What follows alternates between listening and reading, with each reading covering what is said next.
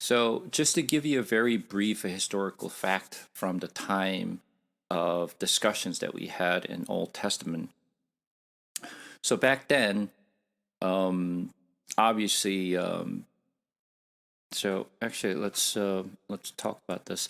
So when we were talking about the Malachites, that's when the Persians were overruling that area of Mediterranean, the region, and then after the Persian, obviously they're clashing with the Greeks, which we talked about some of the battles that the Persian had with the Greek, and then later on, the Greece had their own troubles between their regions, and then Alexander the Great, came out and he started to take over the land that Persia was ruling.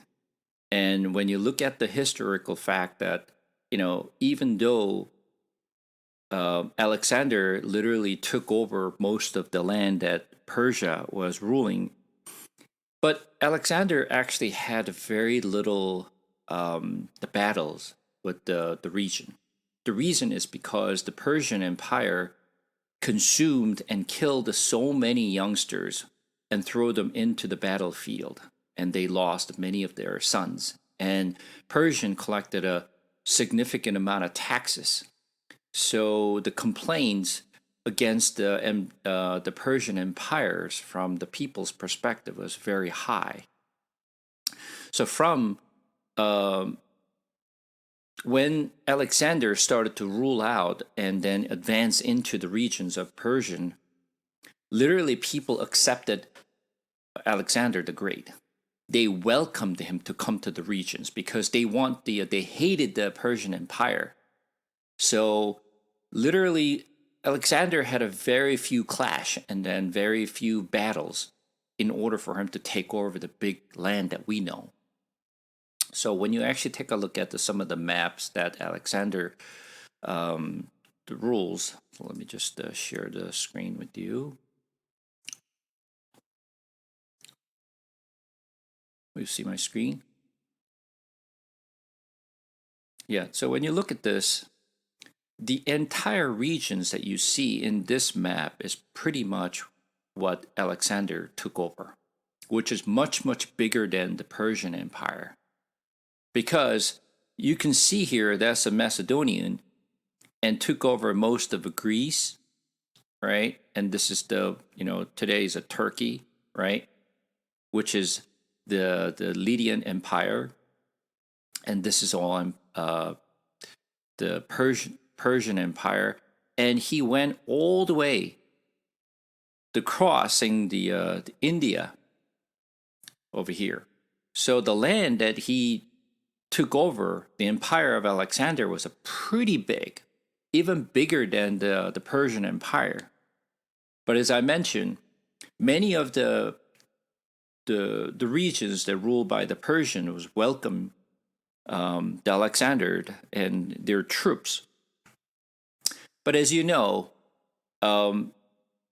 many the troops who left the Macedonia to take over the most of the land in all these big countries, they took journey for almost 10 plus years. They left home and they never went back home for 10 years. So you could imagine how tiring it is for the soldiers and the troops traveling around the multiple different regions and having this kind of battles. So the troops were very tired. And then after Alexander had a little failure in the battle between the India and the Greek, then he actually pulled back and he came back to the regions, and that's where he died. And he was very young age; he's only 32 years old when he died. So after that, Alexander died. I mean, there's a long history why there's no descendants of Alexander, but there are multiple under Alexander, they started to have power game between them, trying to just take over a certain part of the land. So I don't know if you're familiar with the story of Daidoji. Have you ever heard of the Daidoji? You may not remember the story of a Daidoji, but the Daidoji is literally the war between the generals under Alexander after he died. And several, let me see if I can find the other map.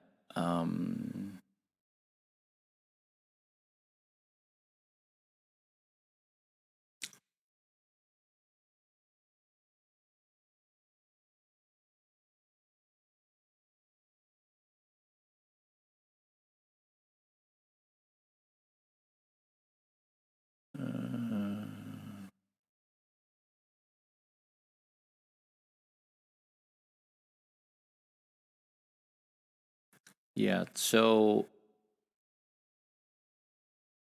this is one of the map of Daidoji. So multiple different people under Alexander literally just took some part of the land, and there are many of the smaller land, but obviously there is only 5 or 6 major players to take over the land. Out of many, the war between the Daidojis, literally there's a Platomies and let me see if there's some other map that I can show.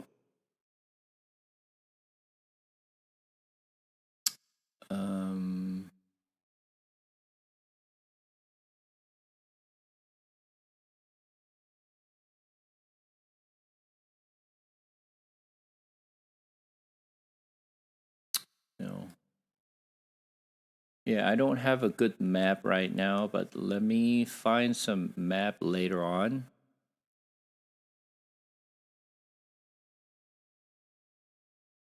Yeah, I don't have the good map right now.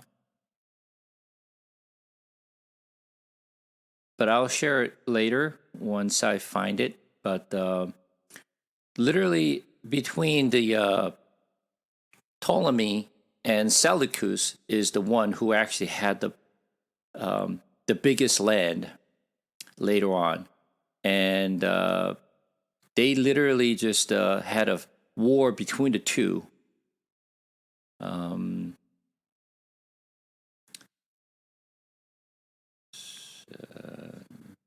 Yeah, I don't have a good map. So here, just to take a look at this particular map, when you look at this purplish color right here, this is the Egypt area, right? This Egypt area is ruled by Ptolemy, and this yellowish colors is as you can see here, which was the most of the land that Persians was ruling. This was taken over by Seleucus, and Seleucus and the Ptolemy had a 150-year war between them. And during that time, they're fighting between the two to really just to gain more powers and more land, obviously, for 150 years, not just between the first generations, but their descendants of the Seleucus and Ptolemy had numerous the battle, and then one side was winning, the other side was winning, and they're just going back and forth.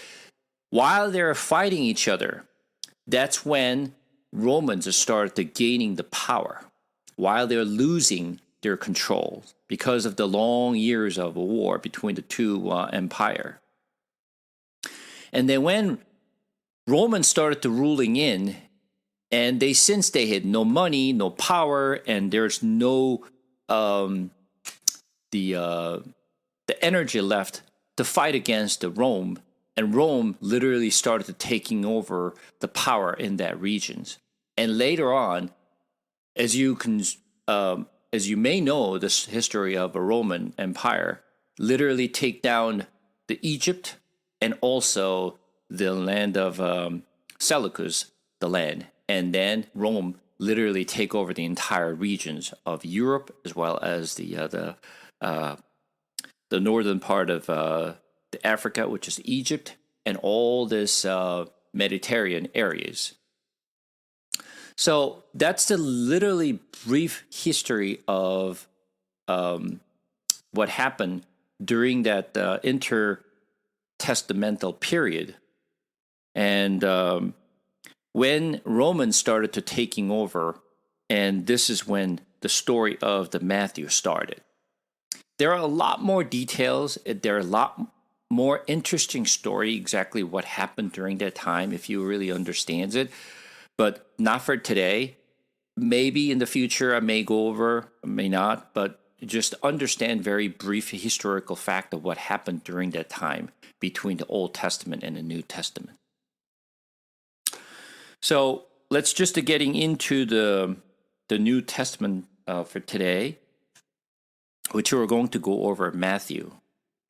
And before we talk about Matthew, the book, the Gospel of Matthew, let's just talk about some of the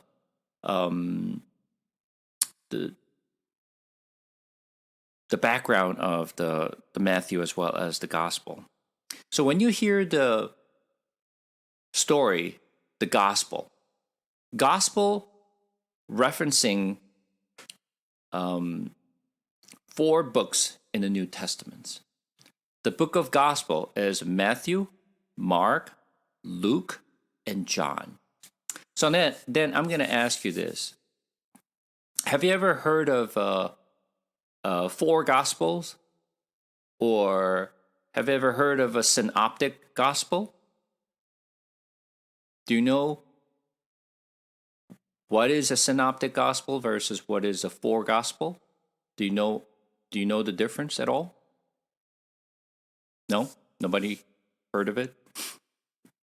Okay, you will hear the term synoptic gospel versus a 4 gospel.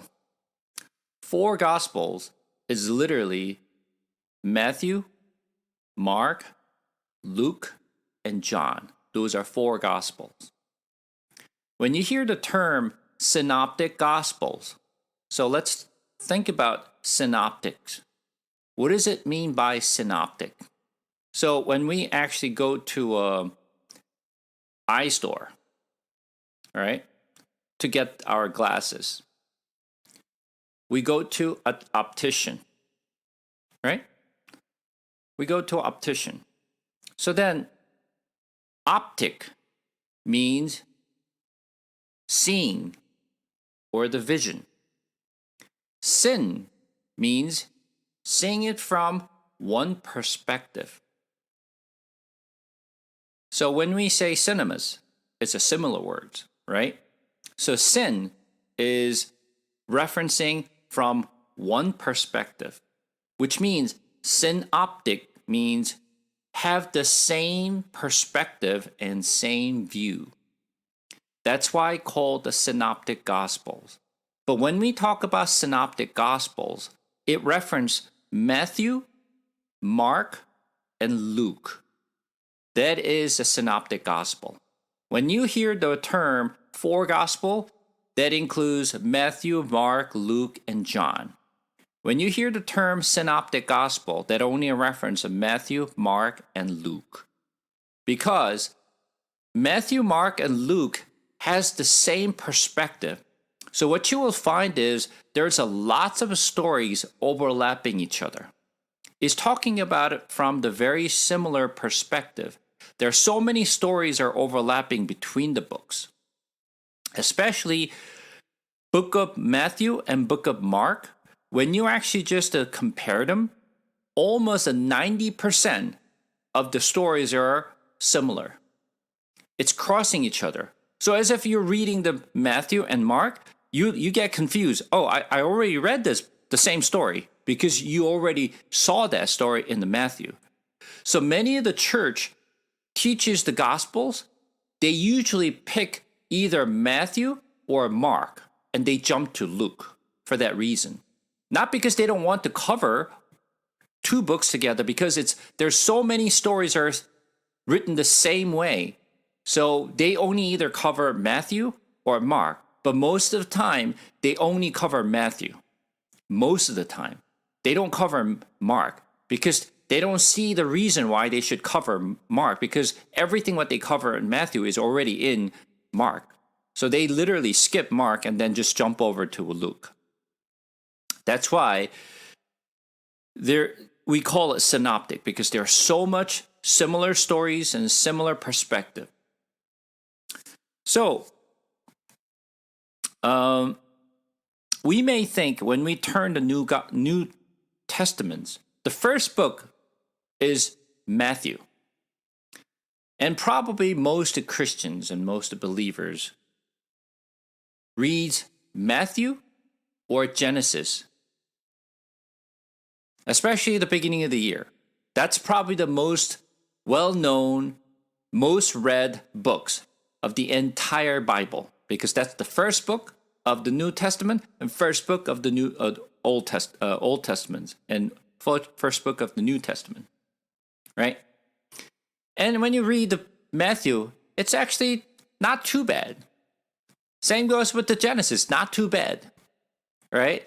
Most of the people fail to continue to read when they hit the tabernacle. When they start just reading the tabernacle, that's when they have a headache, and that's when they stop reading. And most of the time, people who started reading Matthew, Mark, Luke, and John, and that's where most of the people stopped. But these four Gospels are the most important out of the New Testaments, or including the even Old Testaments, because if we don't have those four Gospels, we don't know anything about what Jesus said or what he did. In order for us to understand what he said or what he did, these are the only books that we will find. So it is very important for us to know the New Testament, and out of the New Testament, four Gospels are the most important things. I'm not saying other books are not important. Other books are important, but these four Gospels we must know. So we may think, oh, then Matthew must be the Gospel of Matthew must be the first book was written in the New Testament. No. Matthew is not the first book was written in the New Testament. There are other books were written way before the Matthew was written. So such as First Thessalonians, Galatians were written much before these four Gospels. And even out of all the four Gospels, Matthew is not the first book was written. Mark was the first book was written. So then we question, like, why don't they write or put the books in order that was written, or maybe chronological order?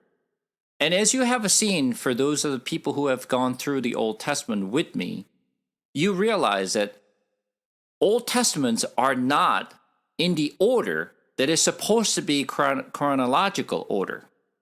They're like in random order, sort of. So this makes it very difficult for the reader to understand, because it's not in the chronological order. New Testaments is the same way. It's not in the proper order. It is not in the chronological order. So it's very difficult for the reader to understand what is happening. So obviously, as we go through New Testament, just like what we have done in the Old Testament, we will going to put the books in the chronological orders. We're going to jump from one book to another book later on. But just to understand that Matthew is not the first book was written, and that's not the reason why this book was actually placed in the very first. So Matthew, he was the disciples of Jesus. Mark was not a disciple of Jesus. Luke was not the disciples of Jesus. John was the disciple of Jesus. So out of the four Gospels, two of the author, Matthew and John, was the disciples of Jesus. Mark and Luke was not the disciples of Jesus. So, Matthew was literally copied from Mark. You may be questions like, hold on a second. Matthew was the disciples. Mark was not a disciple. Why would Matthew, who was the disciples of Jesus, would copy what Mark had written? When you look at the book of Mark later on, you will find so many things that Jesus said he had done, which Mark has not seen. So then we may question, how would Mark would write such a story, what Jesus said, what he did, if he did not see, if he was not close to Jesus? The reason is, the secret is here. Many of the disciples of Jesus were fishermen, people who lived in Galilee. Not many people were educated people. They were very low-class people. It's not like Paul, which was very well educated. They're very, very different. The story of a Mark was literally the confession of Peter. Mark was following Peter. And literally, Mark recorded all the experiences that Peter had. And he literally wrote the stories of the experience of a Peter. So when you really look at the story of a Mark, it's just recollections of a Peter rather than Mark. And then when Mark wrote the first gospel, Matthew saw it. Yeah, that's right. He was literally confirming what Mark wrote it, which is the experience of what Peter had, which is the same story that Matthew gone through, because he was there to experience and heard and seen what Peter has experienced. When Jesus was there, he always had three disciples that are very, very close to Jesus. Do you know who those three people are? John. You guys are talking, but I can't hear anything. Matthew, Peter, John?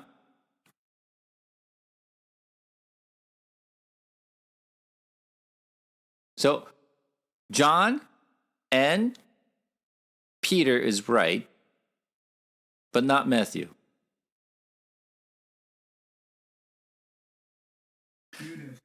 Judas? No, not Judas. So, Jesus took those three disciples when he went to the Transfiguration Mountain. And Jesus took three disciples when he went to Gethsemane, the Garden of Gethsemane. Who are those three people? So let's take a look at Matthew.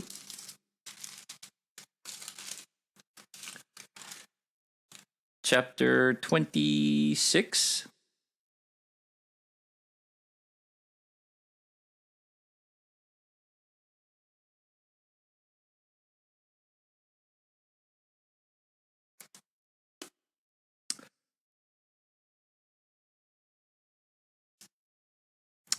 Let's read verse 36 and 37.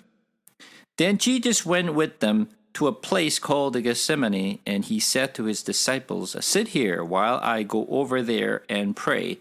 And taking with him Peter and two sons of Zebedee, he began to be sorrowful and troubled. So when you look at the story of Matthew, Jesus took Peter and two sons of Zebedee. Who are those people? Then turned to Mark this time. Mark chapter 14.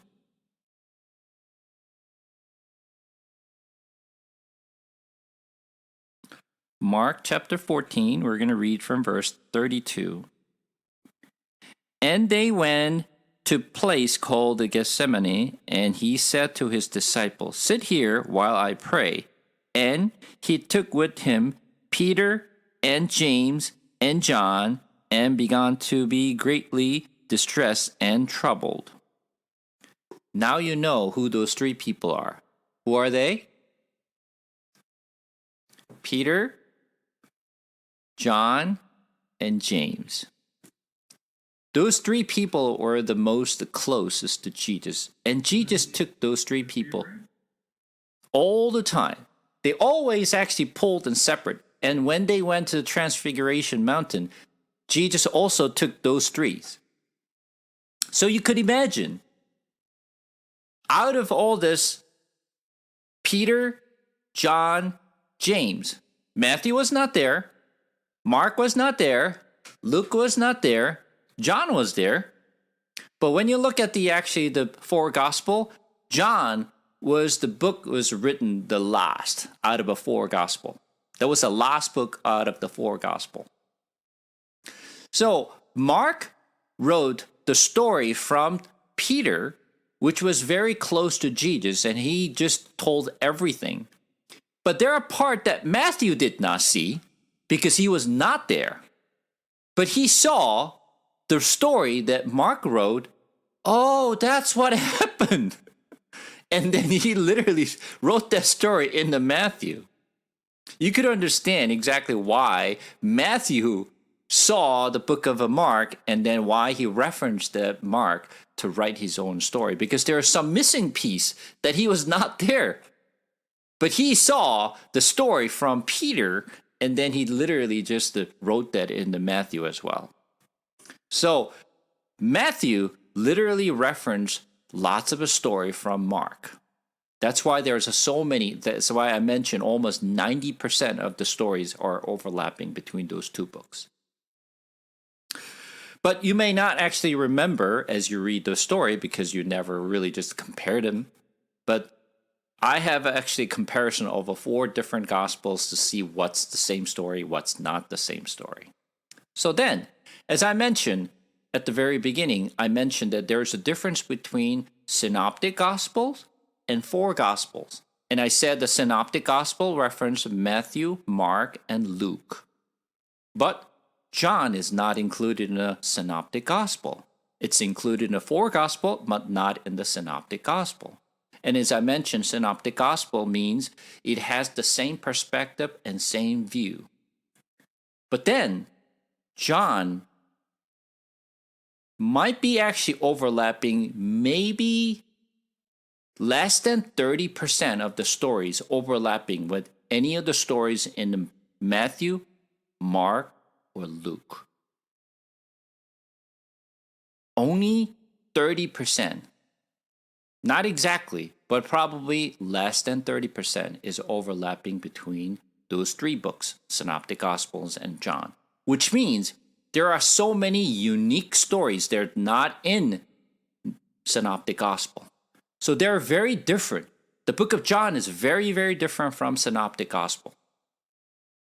That's why we separate the Synoptic Gospel with John. But we need to include all those 4 books because this is all talking about what Jesus did, what he said. That's why we call the 4 gospel. Now you understand somewhat structures of the 4 gospels and what synoptic gospel is and what the book of John is and why there's so much of the similarity between Matthew and Mark. So that's the kind of background. Around the time of the story of Matthew, obviously, as I mentioned, Roman Empire was ruling that region. And do you know what language that Roman used? What language did Roman use? Does anyone know?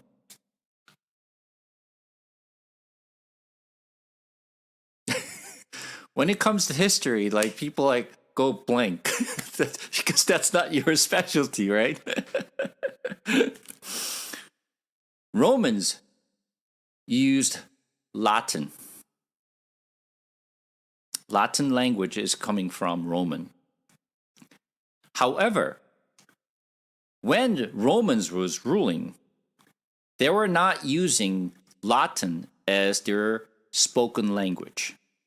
Their spoken language was Greek. So they had two languages, Latin and Greek.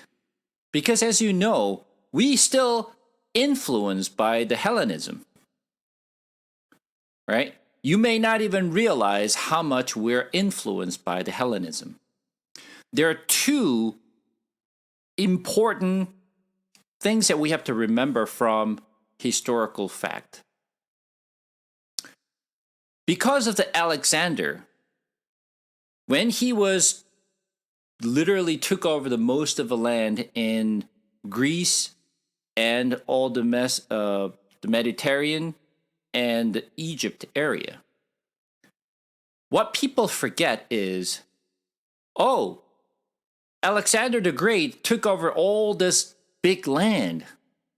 But what most people don't know is what Alexander did.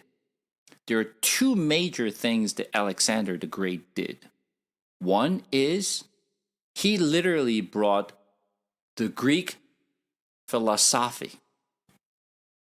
He literally brought the philosophical artifact to entire land he took over. So people really got deep into the Hellenism. Philosophy was the very, very important things. And the second is all the Greeks'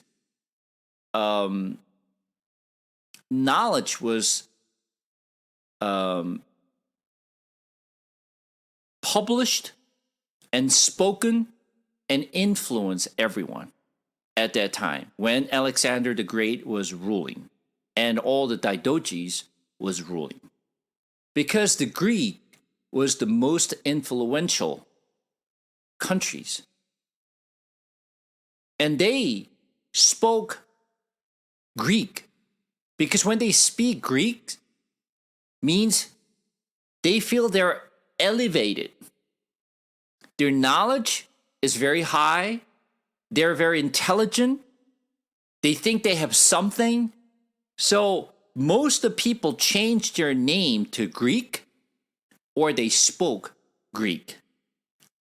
So you will see, even in Romans, there's so many people have a very, the name sound like a Greek.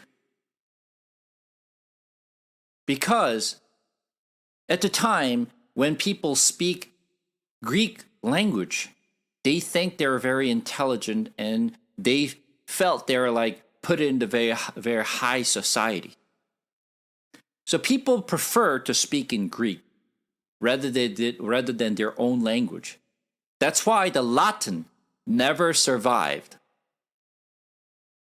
Even though they used in the documents and written language, that's the standard language for Romans. But that language never survived.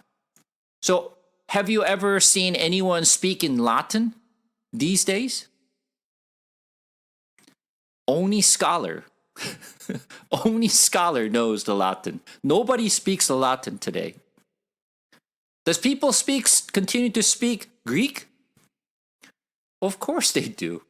Because the country of Greek still exists. Right? Romans, is it still there? Italians is still there. Are they using Latin? No, they don't use Latin. nor they speak Greeks. They speak Italian today, which is very similar to Spanish. Right? What happened to their standard language, Latin? It's gone because it's never used by the people. So, because of Alexander, philosophy and mathematics and a lot of the Hellenism was influenced by the most of the people in that regions that Alexander the Great was ruling. And therefore, people who lived in Israel, those Israelites, what language do you think they spoke? What language did they speak? Once again, when you talk about history, we don't know. Even Israelites spoke Greek. Just think of it this way. What language does your kid speak?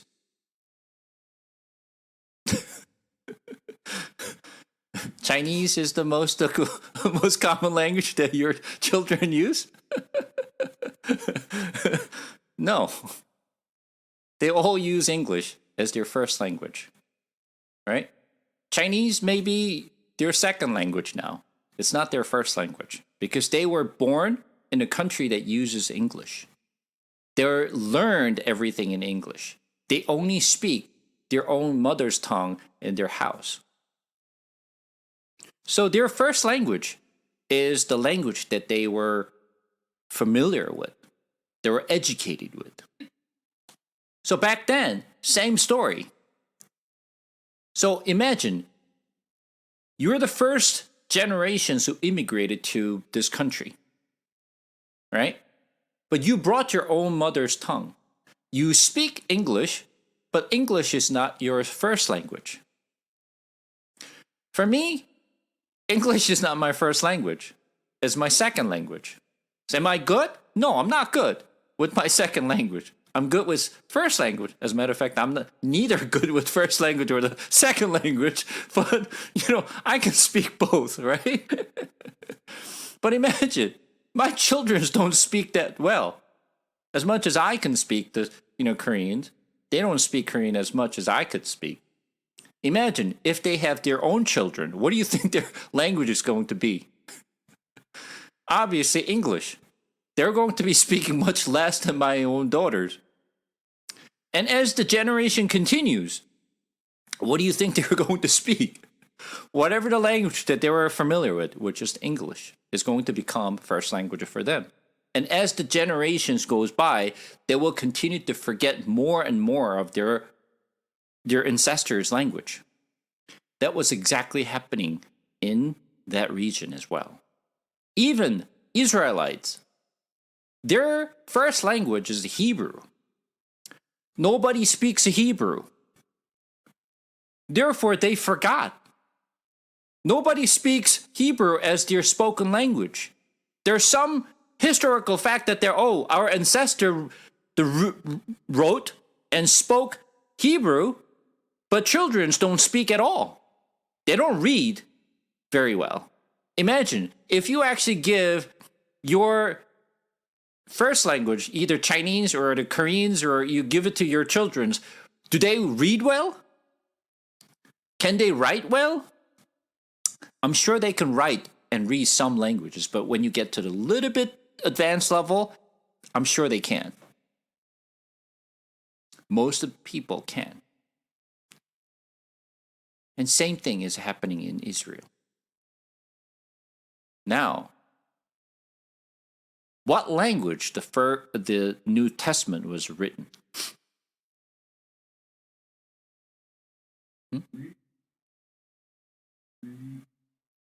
Greek. It is not written in Hebrew. What language was Old Testament written in?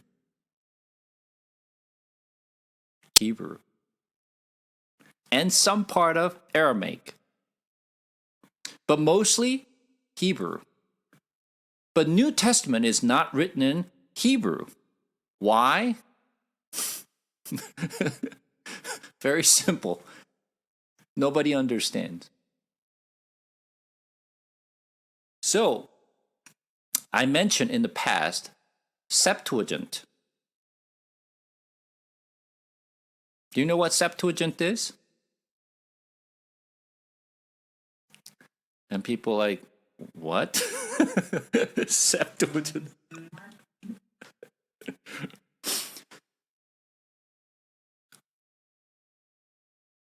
The Bible that was used at the time when Matthew and Jesus was living, they used the Septuagint Bible. Septuagint is, it's also, this is all coming from the historical factor which I mentioned about the intertestamental period that talks about why this the New Testament was written in Greek. Do you know who actually forged the Septuagint? Not Israelites. This Septuagint was forced, sort of, to write by Ptolemy. Who's Ptolemy?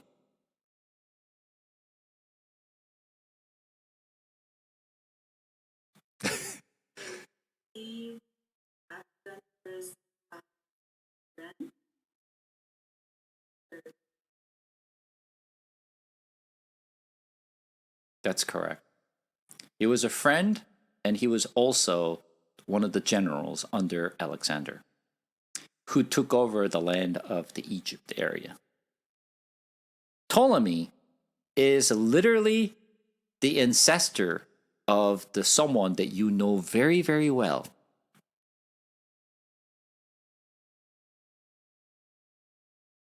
Who would that be?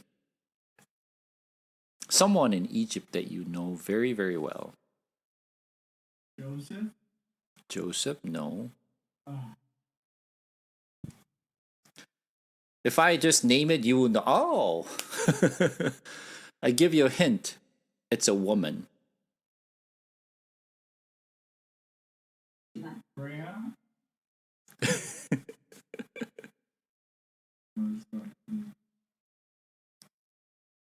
Who is the last pharaoh in Egypt?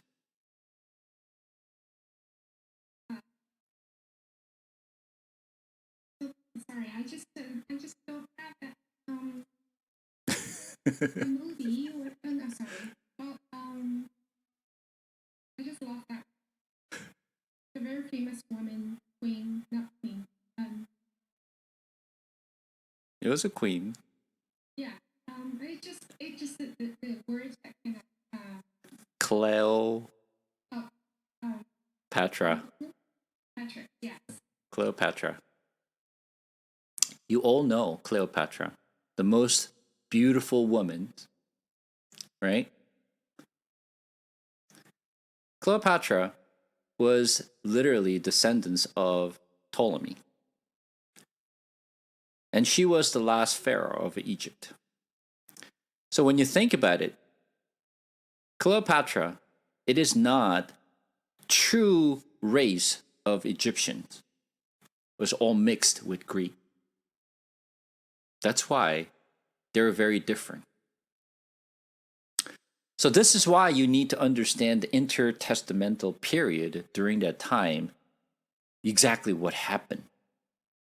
The reason I actually mentioned about the Ptolemy is because Ptolemy was very interested in collecting lots of literature and historical fact. Do you know the most famous library in Egypt? Does anybody know? This is also historical fact. Most famous library in Egypt.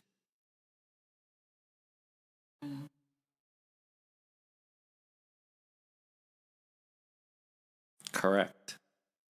Alexandria Library. Does that still exist? It's gone. But Ptolemy wanted to build the biggest library in the world. He collected so much of the literature from everywhere, and he wanted to actually keep the Bible in the library. So he actually called a lot of the elders from Israel. Historical fact that there are 72 elders. He called in and put 12 people in each room and have them translate Hebrew into Greek. Each 12 people in the same group translated Old Testament from Hebrew to Greek. That's where the 70 people, it's a 72, but Septuagint means 70. Those are 70 elders translated the Old Testament from Hebrew to Greek.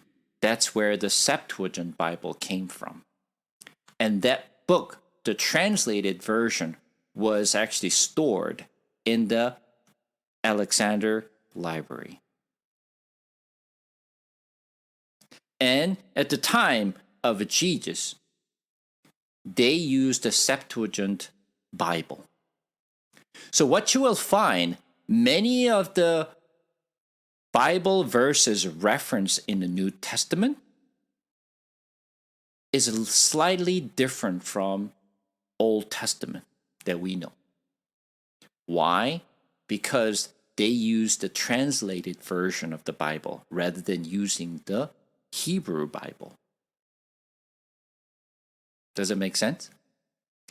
In the Old Testament, they used the Hebrew Bible, not Greek Bible.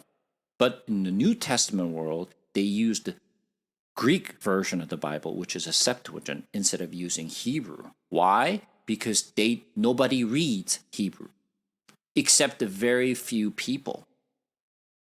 Only scholars was able to read. But most people can't read Hebrew or understand. So what they have to use is the Septuagint, which is the Greek version of the Bible, rather than Hebrew version of the Bible. So, you will find New Testament was written in Greek instead of Hebrew. Why? Because everybody spoke Greek. So instead of writing New Testament in Hebrew, it is written in Greek.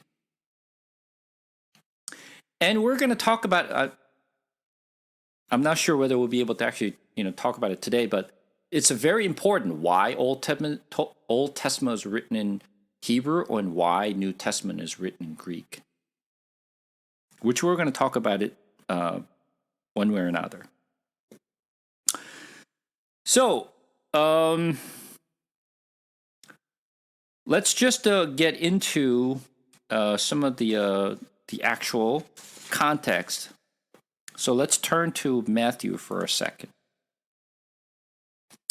Let's read a few. Chapter 1. The book of the genealogy of Jesus Christ, the son of David, the son of Abraham. Abraham was the father of Isaac, and Isaac the father of Jacob, and Jacob the father of Judah and his brothers. And Judah the father of Perez and Zerah by Tamar, and Perez the father of Hezron, and Hezron the father of Ram, and Ram the father of Aminadab, and Aminadab the father of Nahshon, and Nahshon the father of Salmon the father of Boaz by Rahab, and Boaz the father of Obed by Ruth, and Obed the father of Jess, and Jess the father of David the king. And David was the father of Solomon by the wife of Uriah, and Solomon the father of Rehoboam, and Rehoboam the father of Abijah, and Abijah the father of Asaph, and Asaph the father of Jehoshaphat, and Jehoshaphat the father of Joram, and Joram the father of Uzziah, and Uzziah the father of Jotham, and Jotham the father of Ahaz, and Ahaz the father of Hezekiah, and Hezekiah the father of Manasseh, and Manasseh the father of Amos, and Amos the father of Josiah, Josiah the father of Jehoniah, and his brothers at the time of deportation to Babylon. And after the deportations to Babylon, Jeconiah was the father of Shealtiel, the father of Zerubbabel, and Zerubbabel the father of Abiud, and Abiud the father of Eliakim, and Eliakim the father of Azor, Azor the father of Zadok, and Zadok the father of Akim, and Akim the father of Eliud, Eliud the father of Eleazar, Eleazar the father of Mathan, and Mathan the father of Jacob, and Jacob the father of Joseph, the husband of Mary, of whom Jesus was born, who was called Christ. Oh. And then, as I was reading these verses, you may be like, oh, do I need to know about this? Do you find anything important here in this verse that I just read? Anyone was so excited to like understand the genealogy of Abraham and David? Is that really touching your heart? Like, oh, wow, wow. Is that how you read?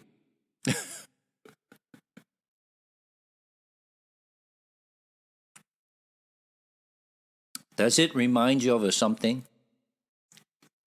For those of you who actually, oh, go ahead. Numbers. What is? Numbers. Numbers. Okay.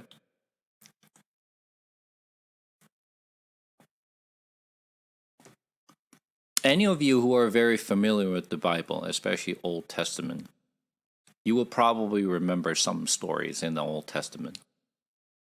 What story would you find? When you go to Genesis chapter 5, which is the most exciting chapter of Genesis, let's turn to Genesis chapter 5.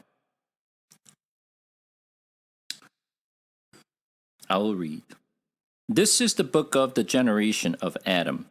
When God created a man, he made him in the likeness of God, male and female. He created them, and he blessed them and named them man.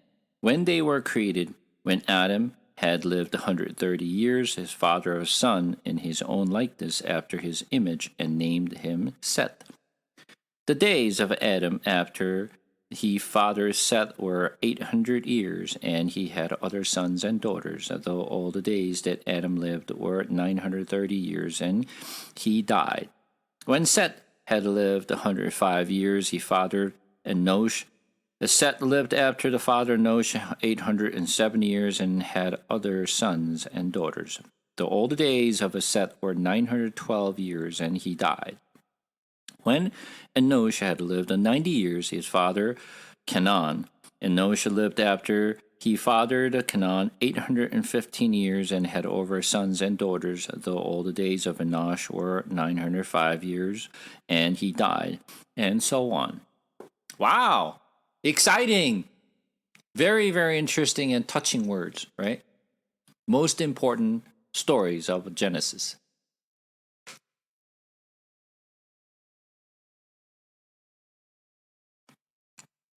I actually explained this when I was going over Genesis. When I was reading chapter 5 of Genesis, I usually skip.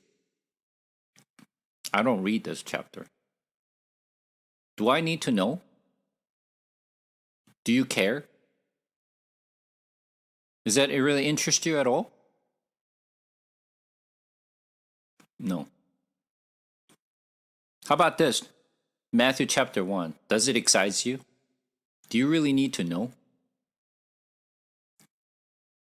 It's not interesting, but it's Why is it important? because it states the fact. And also, to me, it always makes me think what it would be. So this is just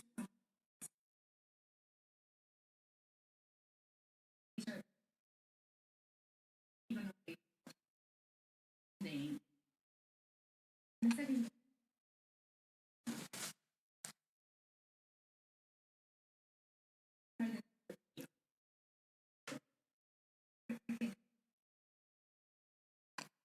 Yeah? the trees. Put it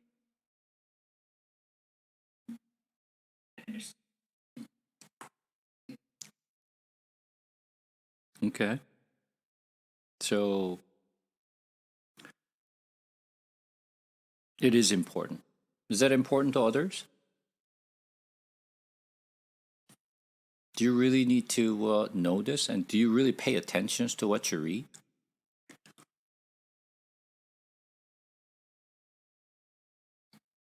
Most of us don't pay attention to this chapter 1.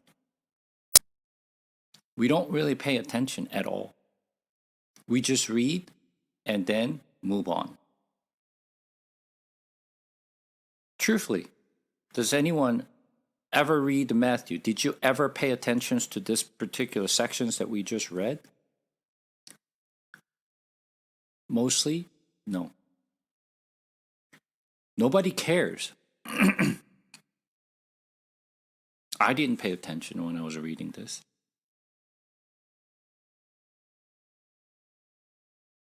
But at the end, of course, it's very important.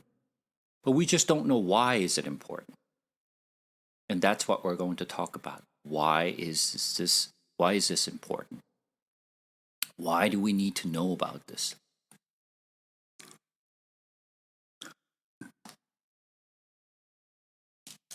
I'm going to read a little more. I'm going to continue on from chapter 1, verse 17 and on.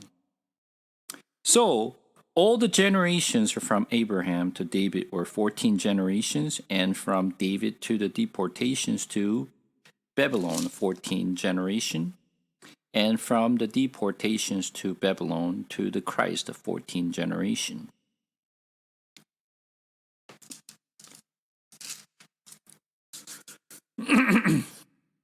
Okay.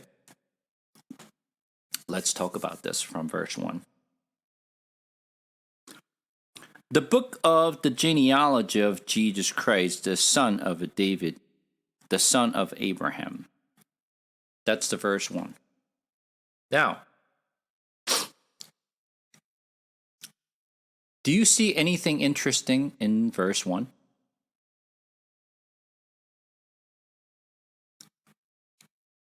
I think I asked this questions when I was going over Genesis, where when I read the very first verse of Genesis chapter 1, verse 1.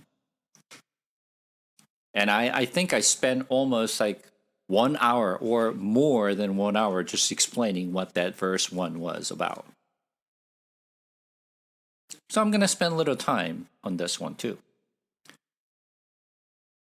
New Testament, very first book, first chapter, first verse. The book of the genealogy of Jesus Christ, the son of David, the son of Abraham. Do you see anything interesting at all?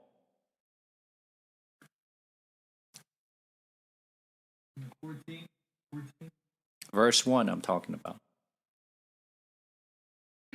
This actually a very important statement, especially at first as a connection to New Testament, Old Testament. And so it just it gives legitimacy. It connected Jesus with Abraham and the David. So it's just that. It's almost like, okay, so our president and show up, going to talk about him. But then who is? So this defines he is the descendant.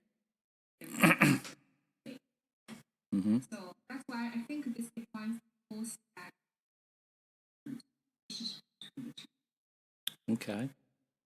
Good insight. Anyone else?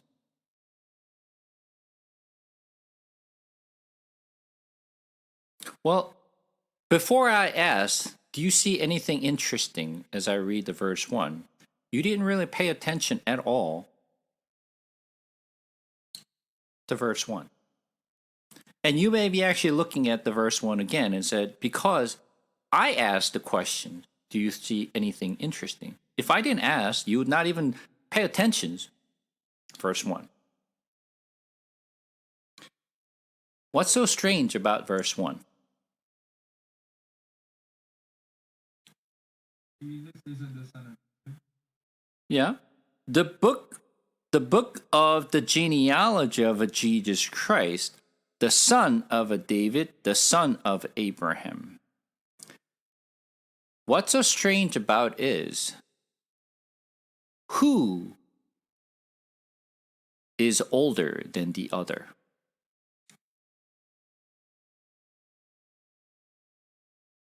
The David, the ancestor of Abraham, or the Abraham, the ancestor of a David? Abraham. Abraham is the ancestor of a David and ancestor of Jesus. Correct? So then, if this is a genealogy, it has to come from the older generation first. Which means it should be read like this: the book of the genealogy of Jesus Christ, the son of Abraham, the son of a David, not the other way around. But the second son should be referred to David. Once again, this is a genealogy. When you talk about genealogy, genealogy talks about the oldest generations to the newer generation. Is that correct?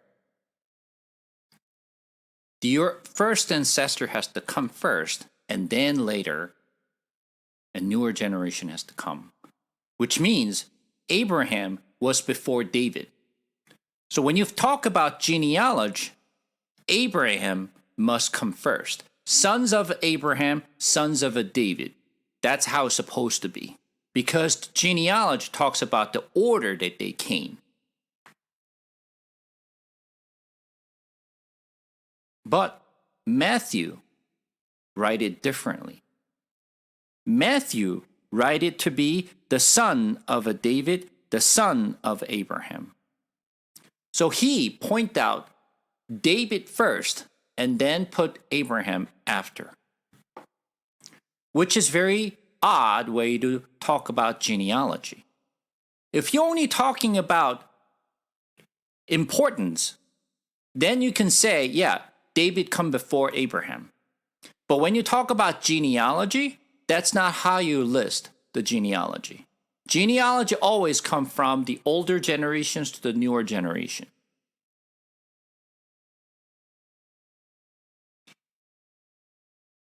And there is a reason why he did it. He intentionally to write it such a way. This particular gospel, the Gospel of Matthew, was written for Israelite. He actually put in his mind that when he's writing this book, he was targeting for Israelite to read this.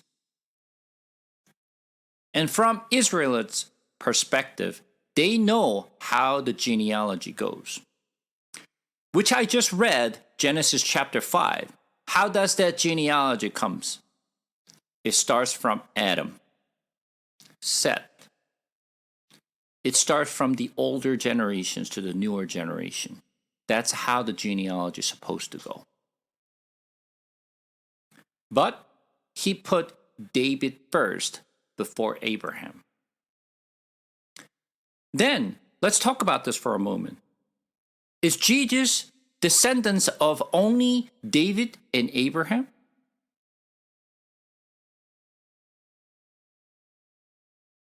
Why doesn't he start it from Adam? Why is he starting from David and Abraham? Why those two people were just picked out of many people in his genealogy?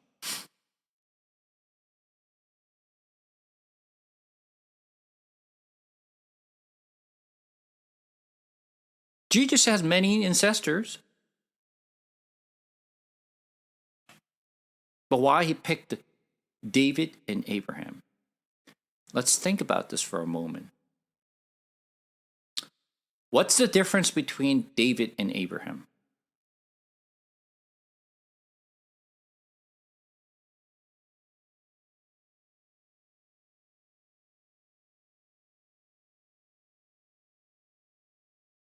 Difference between Abraham and David. What is the difference?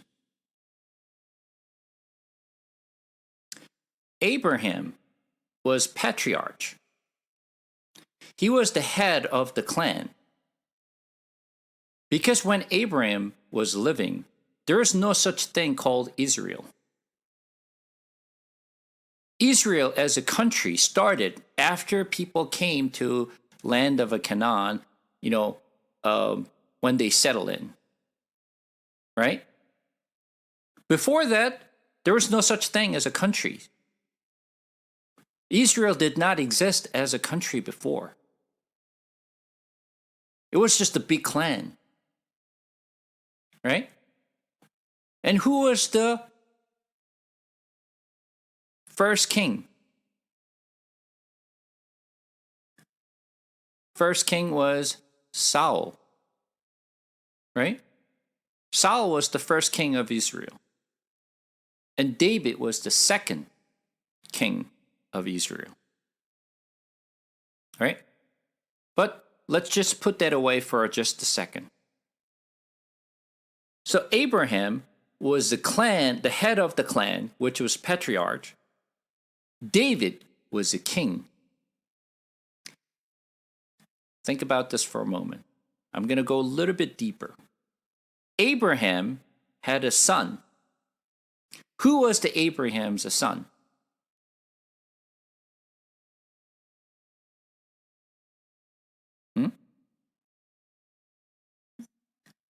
Isaac. Abraham's son was Isaac. What do you know about Isaac? When you think about Isaac, what comes to your mind? What do you know about Isaac? He's the only son. He's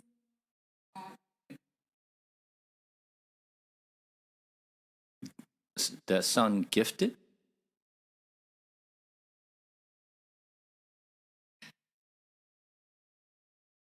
Isaac, when you think about it, you don't remember exactly what he did, but there's one thing that everyone knows.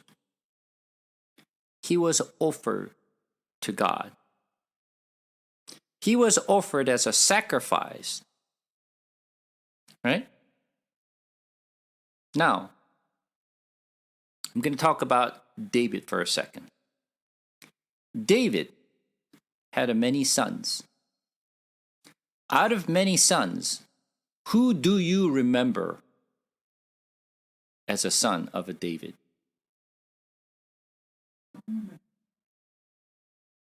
Solomon. Out of many sons he had, we remember Solomon the most. Why?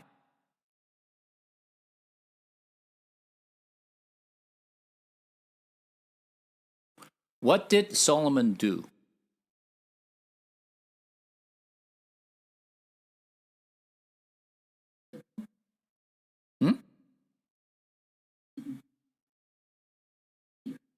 He wrote the book? rich and he has many wives. Wow, okay. Very true. He was a rich, he wrote the book. Yeah, that's right. He's handsome? I don't know about he was handsome.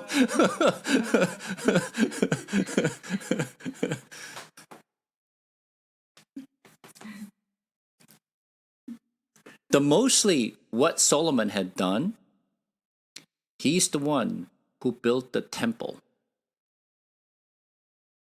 He was the first king who built the temple. Out of many stories that we know about Solomon's, yes, he was intelligent, he was wise, he was rich, he had many wives. I don't know about his handsome, but he was good. But out of all that good story, only thing that we know for sure is that he's the first king who built the first temple. Let's just map this together. Abraham has a son, Isaac. Isaac was offered as a sacrifice lamb.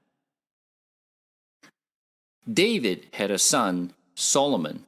Solomon was the king who built the temple. Sacrifice the lamb and the temple. Who comes to your mind? Jesus. It's a Jesus.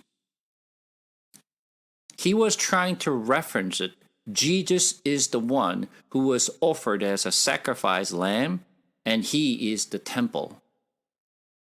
That's what he wanted to say. But what he wanted to put an emphasis, Jesus is the king. That's why he put David first before Abraham. Even though the order was reversed, he wanted to emphasize that Jesus was the son of a king.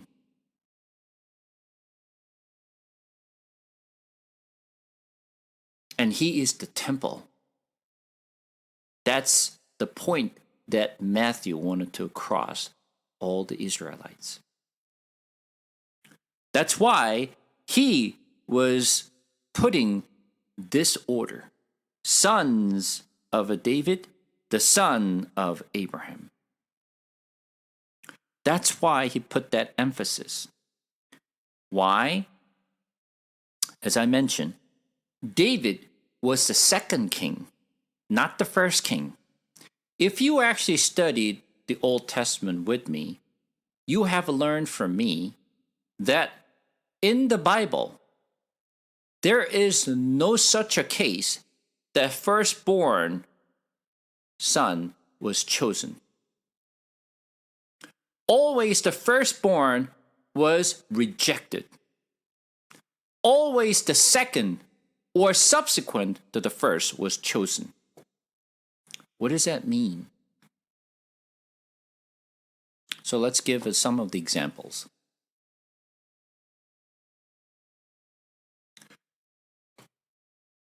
When God created, what did God create first?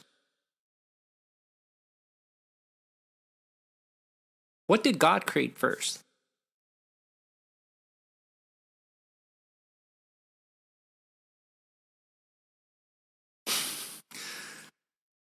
This is not a philosophical question.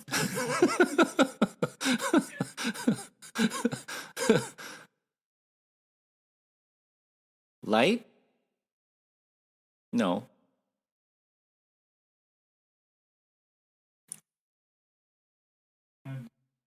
Heaven? No. God created spiritual being first, meaning that angels, cherubs, and all the spiritual being was created way before the creation of earth and heaven. And then God created the man. Did God choose the spiritual beings such as angels, archangels, or cherub, or seraphims? Did God choose them over man, or God choose the man over spiritual being was created before? God chose the man. which is not first. Correct? Now, Adam had a son. First son was Cain. Second son was Abel. Who did God choose?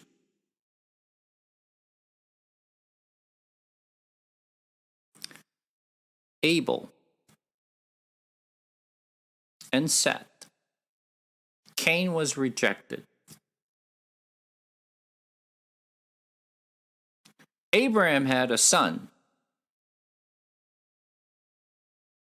Who's the son? Who is the first son?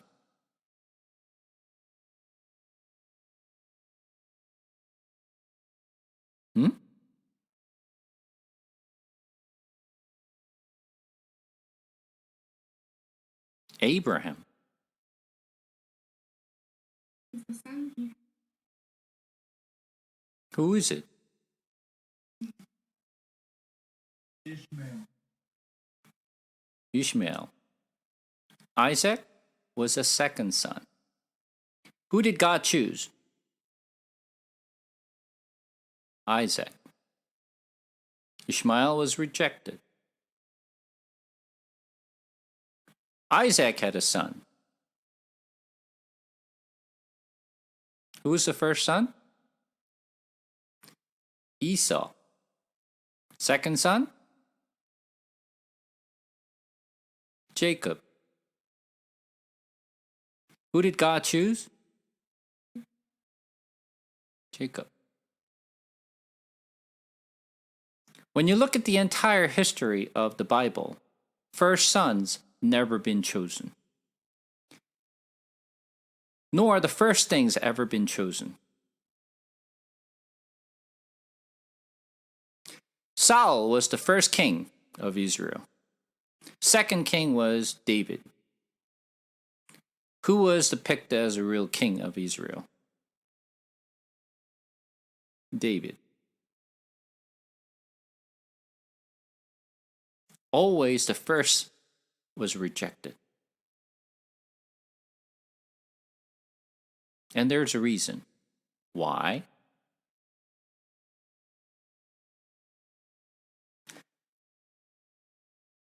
Let's turn to 1 Corinthians chapter 15.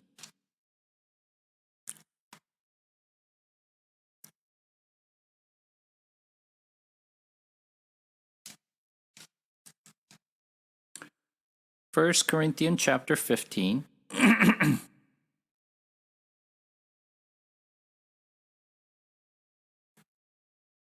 We're going to read from verse 45. Though it is written, the first man, Adam, became a living being, the last Adam became a life-giving spirit. What does it say? The first man, Adam, became a living being, the last Adam became a life-giving spirit. But it is not the spiritual that is the first, but the natural, and then the spiritual. The first man was from the earth, a man of the dust.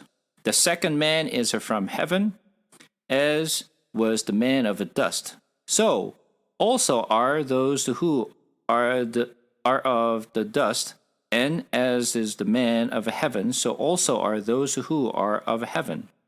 Just as we have borne the image of the man of dust, we shall also bear the image of a man of heaven. I tell you this, brother, flesh and blood cannot inherit the kingdom of God, nor does the perishable inherit the imperishable. So, verse 47 says, the first man was from the earth, the man of dust. The second man is from heaven. So who is the first man? Adam. Who is the second man? Jesus. The Bible references it as the first man and the last Adam. First Adam, last Adam. First Adam, we know he was the first man. Who is the last Adam? That is Jesus. The Bible references it. Adam was the first, second was Jesus. First man, Adam, was from the dust, and he was what? Living being. The last Adam became life-giving spirit. Jesus is the second and was the chosen. The Bible talks about same things over and over across the board. Always the second. Even from the story of prodigal sons. Second son was chosen over the first son. Always the case. And then it starts like Abraham, coming back to Matthew again. Abraham was the father of Isaac, and Isaac the father of Jacob, Jacob the father of Judah and his brother, and Judah the father of Perez, and Zerah by Tamar, and Perez the father of Hezron, the Hezron the father of Ram, and so on. So, when you think about the story of genealogy, especially in Israel's genealogy, in ancient day, people did not count woman in the genealogy. It's always a man recorded in the genealogy. They don't record a woman's in a genealogy.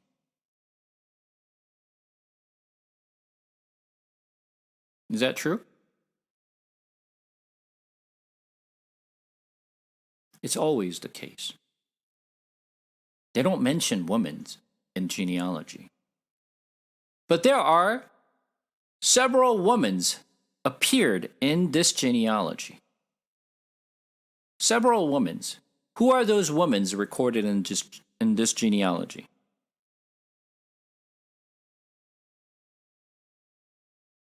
How many women's are recorded in this genealogy? Remember, I asked you whether you pay attention while I read these verses. If you did pay attention, you would know. If you did not pay attention, you would not know. Ruth, Mary. So I asked how many. That's not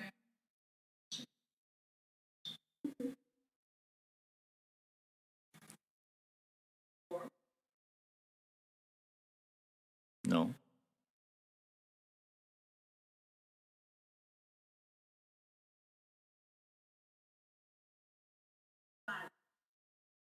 Five. Five. So who are those people? Let's count them. Tamar,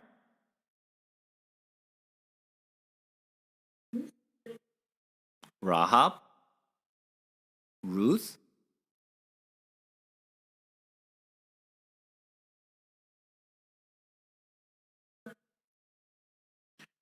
the wife of Uriah, Maria. Yeah. and Mary. There are five. For those of you who actually studied Old Testament with me, especially for the tabernacle, I mention always about number 5, what it means. For those of you who did not listen, you do not know what the 5 means. 5 means grace. And you may question, why 5 of grace? Well, then you need to listen to tabernacle. So 5 is number of grace. Now, let's think about one woman at a time. Tamar. Who is she?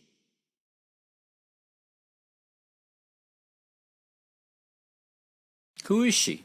Who is Tamar?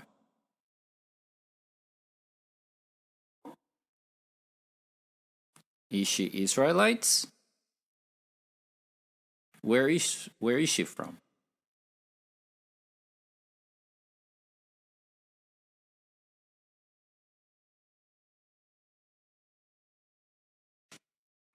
Where is Tamar from?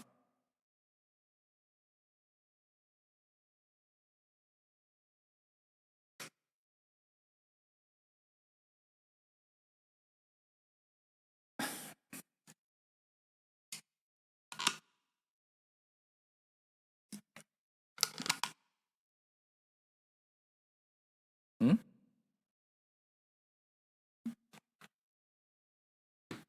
You can look it up in the Genesis where Tamar is from. Daughter. David. Tamar? Tamar is not from daughter of David.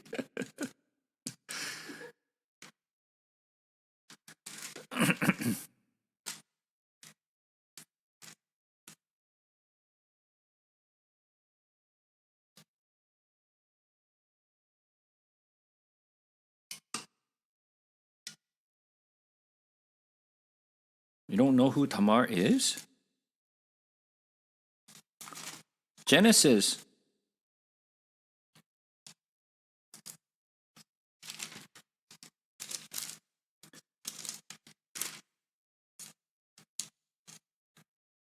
Chapter uh,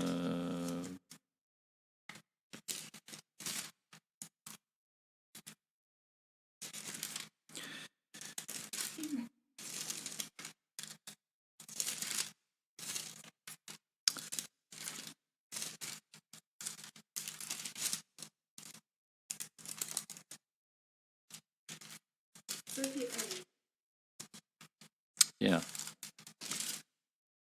So chapter 38 verse um let's read from verse 1. It happened at that time that Judah went down from his brothers and turned aside to a certain Adulamite, whose name was Hira. There Judah saw the daughter of a certain Canaanite, whose name was Shua. He took her and went in to her, and she conceived and bore a son, and he called his name She conceived again and bore a son, and she called his name Onan. Yet again she bore a son, and she called his name Shelah. Judah was in Chezib when she bore him. So Judah took a wife for his first son, and her name was Tamar. Where is she from?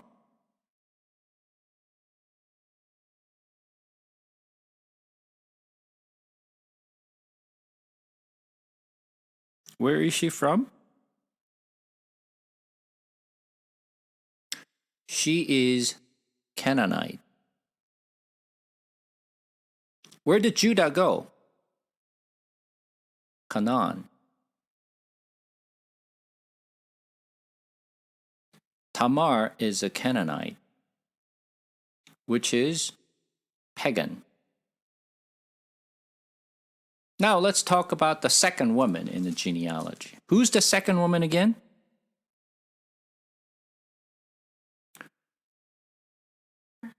Rahab.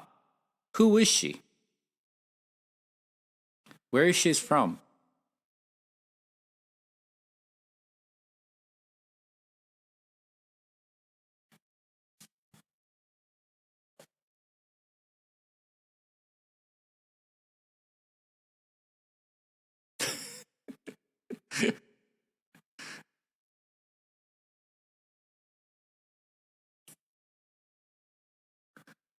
We kind of know how much we know about Bible, right?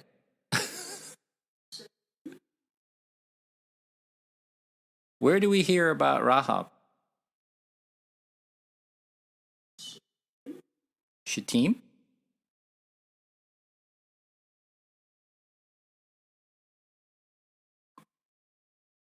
Also, Canaanite. She is also Canaanite. Where was she living? Jericho. Jericho, which is a Canaan. So Rahab is also Canaanite.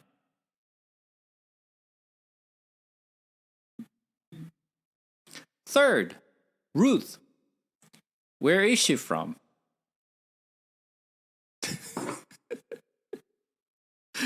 We seem to know no history about all these women.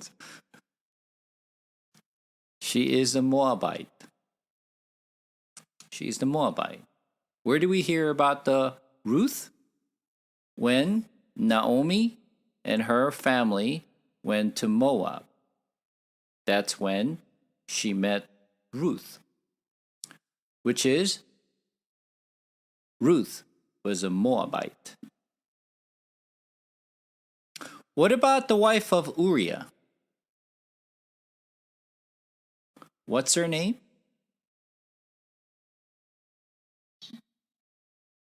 Bathsheba. Where is she from?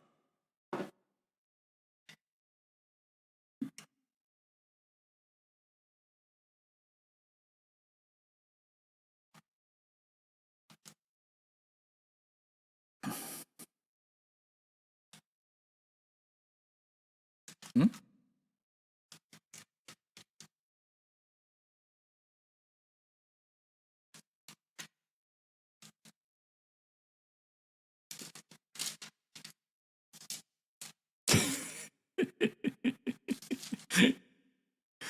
We don't seem to know much about the all these women's in the Bible.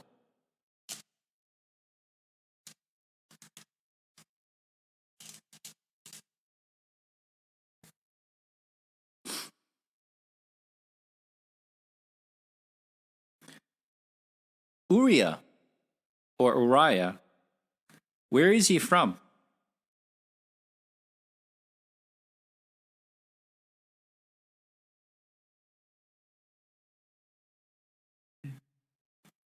He is the Hittite. So then, what about the wife of Uriah?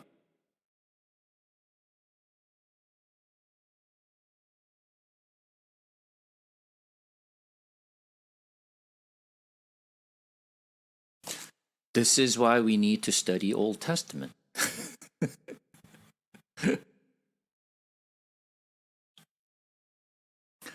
Well,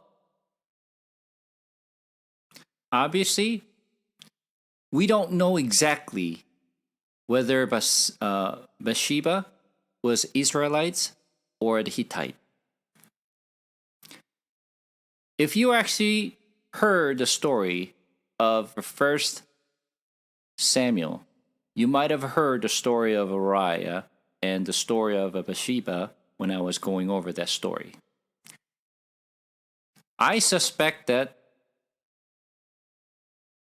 Bathsheba is Israelites. Some say Hittite, some say Israelites. I think she is Israelites based on the fact that I explained in the story of First Samuel. If you're interested to hear about the First Samuel, you can go back and listen to those story. But it is not clear exactly she is Israelites or a pagan. But let's just assume that she's Israelites for now. All right. So first, Tamar, Rahab, Ruth, they're pagans, and two of them are Canaanite. One of them is a Moabite. And Bathsheba, she could be Israelites or she could be Hittite. We don't know for sure, but I assume that she's Israelites. Mary, we know for sure she's Israelites.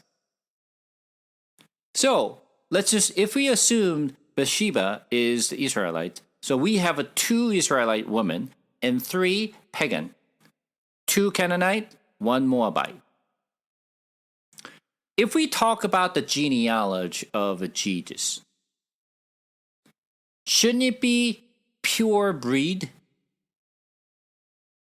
not mixed with Moabites or Canaanite.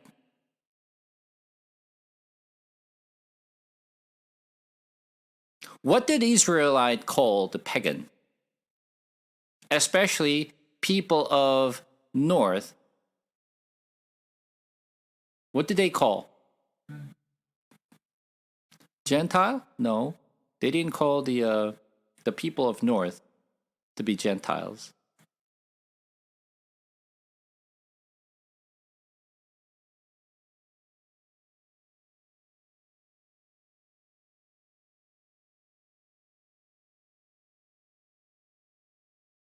We actually studied the Old Testament when Israelites came back from Babylon, were trying to restore the temple.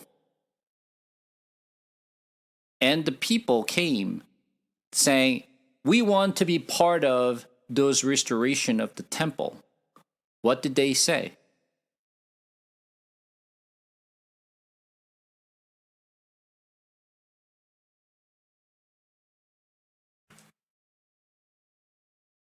Don't remember anything? It was too long ago.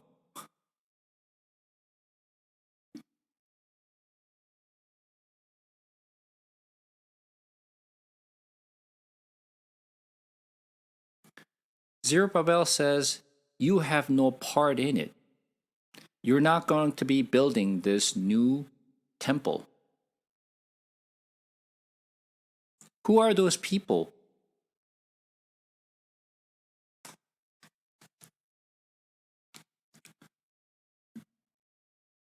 Everyone seemed to be forgetting everything what we learned.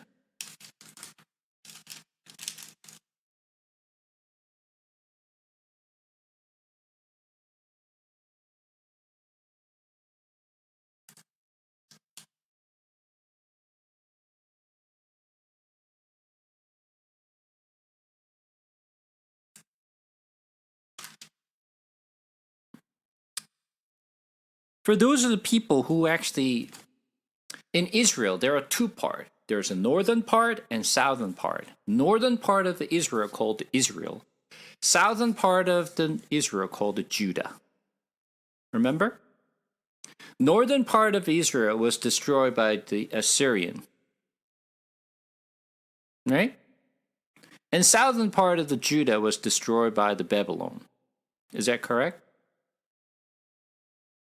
And when they came back from Babylon, when they tried to restore the temple, the northern part of Israel was coming to them and said, we want to be part of this process, so we want to participate in rebuilding the temple.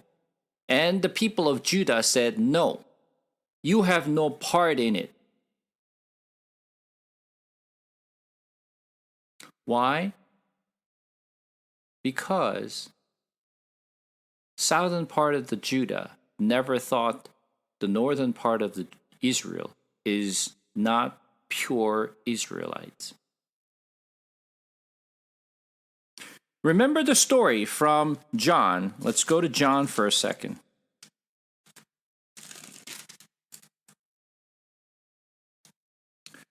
John chapter 4. Let's just read. When now Jesus learned that the Pharisee had heard that Jesus was making and baptizing more disciples than John, although Jesus himself did not baptize but only his disciples, he left Judah and departed again for Galilee. And he had to pass through Samaria, so he came to a town of Samaria called Sychar, near the field that Jacob had given to his son Joseph. Jacob's well was there. So Jesus, wearied as he was from his journey, was sitting beside the well. It was about the 6th hour. The woman from Samaria came to draw water. Jesus said to her, give me a drink, for his disciples had gone away into the city to buy food. The Samaritan woman said to him, how is that you, a Jew, ask for a drink from me, a woman of Samaria?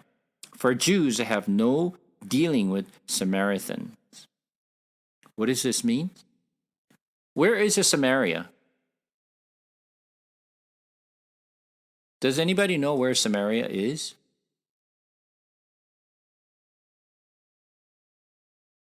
We know the story of this Samaritan woman, right? We all know. Then where is a Samaria?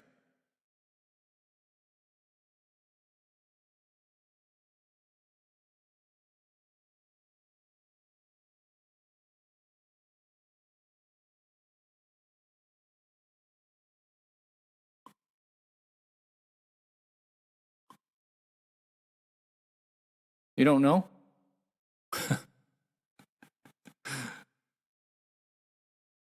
Let me see if I can pull this map.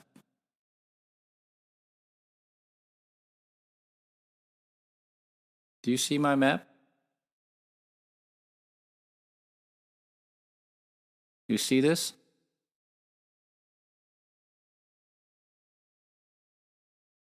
This is Samaria. This is Sychar. So, is this part of Israel? No?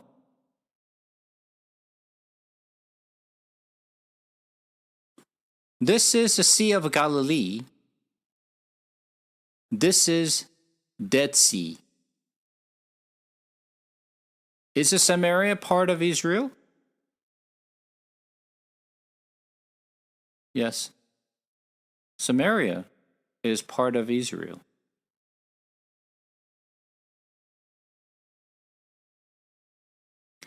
Jews called the Samaritan as dog. Jews don't talk to Samaritan, but they're Israelites. Why are they not dealing with Samaritan?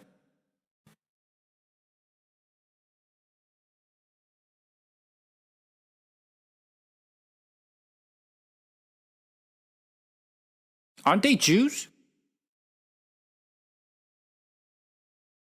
No? Not part of Israel? Why not?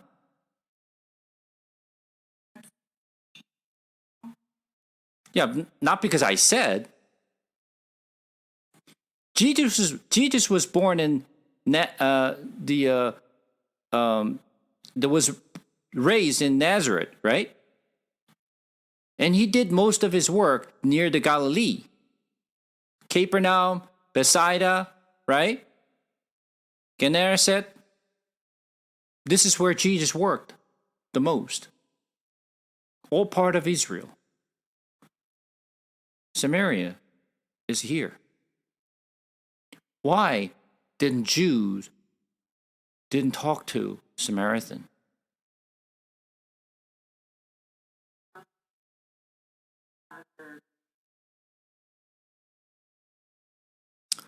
Let's talk about this for a moment.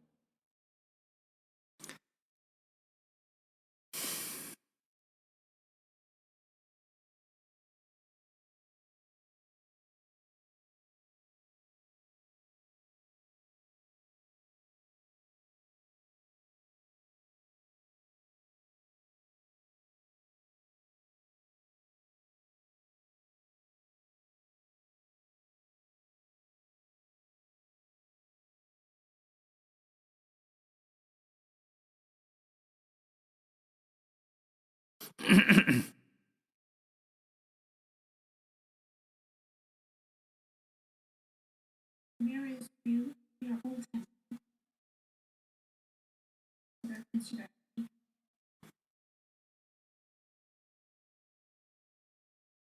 Let's take a look at this map for a moment. Now, remember I mentioned about north of Israel and south of Judah. Remember? Now, when you look at this is a Galilee, this is Dead Sea.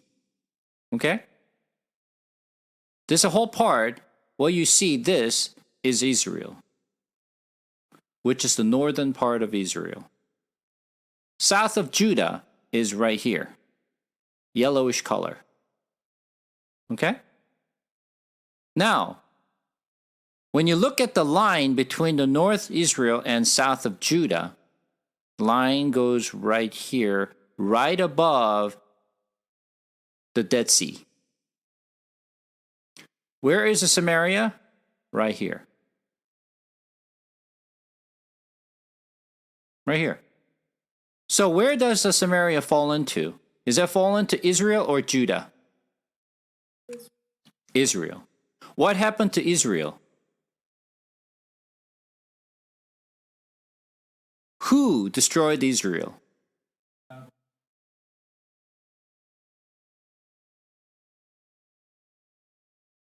Wow.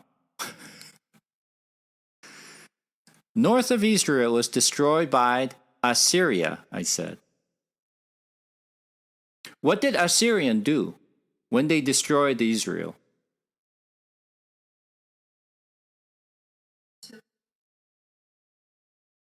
They scattered the people. They sent the people out to a different land. And then what happened?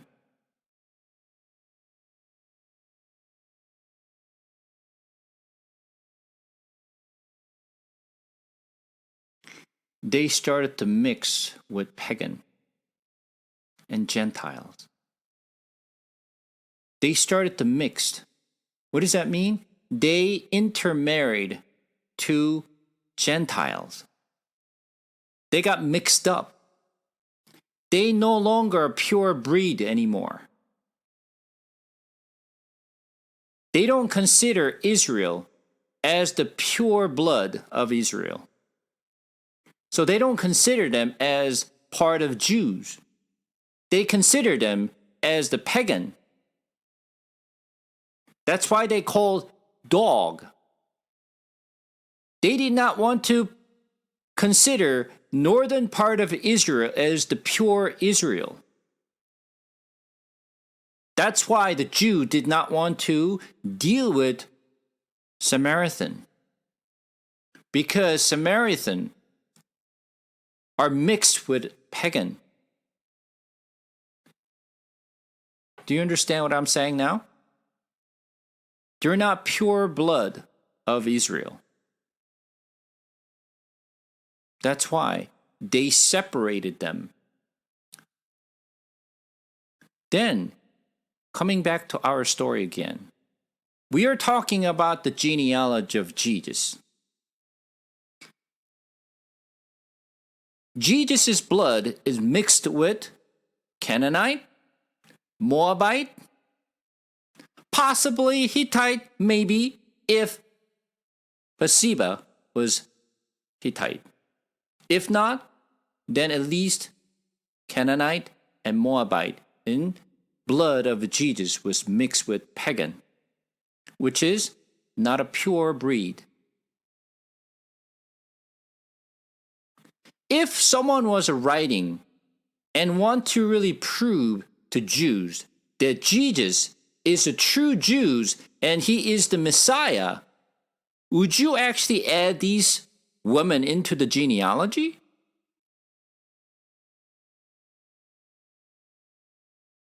You would remove those women out of this genealogy. But they included these women, which is Tamar, Rahab, Ruth, into the genealogy. Why? Wouldn't it be easier to remove those women out of the genealogy so that we can say genealogy of Jesus is pure? If they consider, the Jews considered the Samaritan is pagan and they're considered as a dog and don't want to associate with them, what about Jesus' blood? It doesn't seem as clear. It's truly no, it is mixed with others.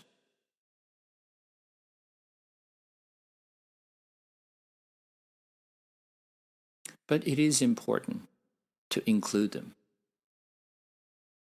Obviously, when you think about it, Tamar, Rahab, and Ruth.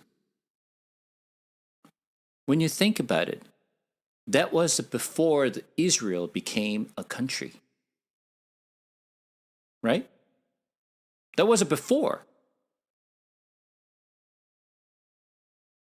Because, as I mentioned, Israel became a country after they moved into the Canaan. After they came out of Egypt and moved into the Canaan, that's when they started to become a first country of Israel.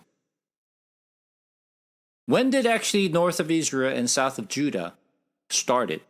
Who started it? Why was it separated between the north and south?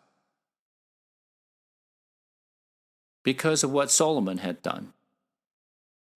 His son, Rehoboam, took the south part of Judah, and one of the servant of Solomon.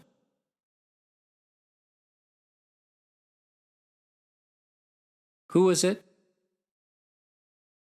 Jeroboam took the north part of Israel. Northern part of the Israel is not the true line of David. Only the south part of the Judah was line of David. David and Solomon's and Rehoboam and the rest of it. Northern part is not.